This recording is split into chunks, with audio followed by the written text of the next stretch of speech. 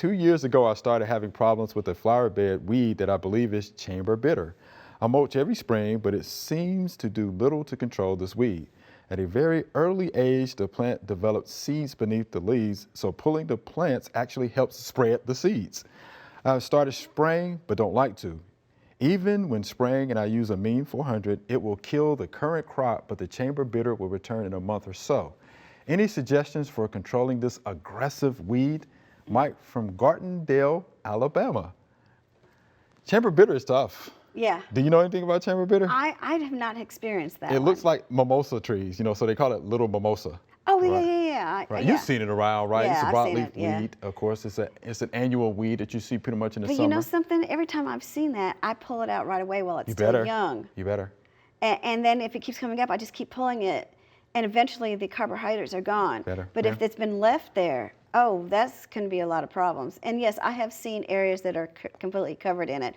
But, I know he doesn't want to spray, but that's what we usually, if it's a large mat of it, that's what I have done is put some glyphosate on it, and it has taken it out. But it's mostly young. I mean, we're talking just a few inches tall. Right. I don't let it get big. No, you better not, because it will produce a lot of seeds, those little branchlets.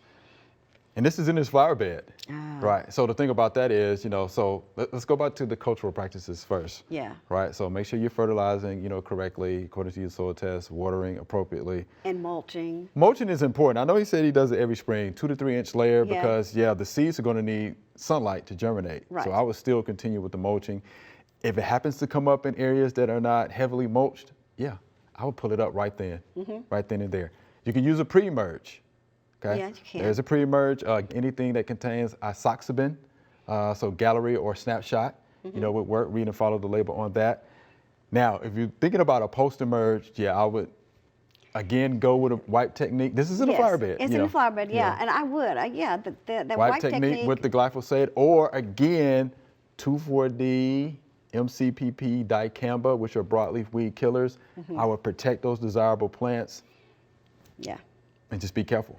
Yeah. Right, because chamber bitter is tough, but you have to get those weeds when they're young and actively growing. Yeah, whenever I've seen those, I just get them out right away. So I have never experienced the seed pool in them because I don't let them get that large. Right, because they have a pretty extensive deep tap root system. So once they get started, get them, they'll continue to grow. Yeah, the wipe technique with the glyphosate, with your gloves on, reading label directions, and just sponging it on the top of the leaves. It works. It definitely works. And you can do that with the glyphosate, and you can do that with your 3-way herbicides. That's right. So I would consider that. Again, read and follow the label. We hope you enjoyed the video. We have hundreds more. To subscribe, just click below.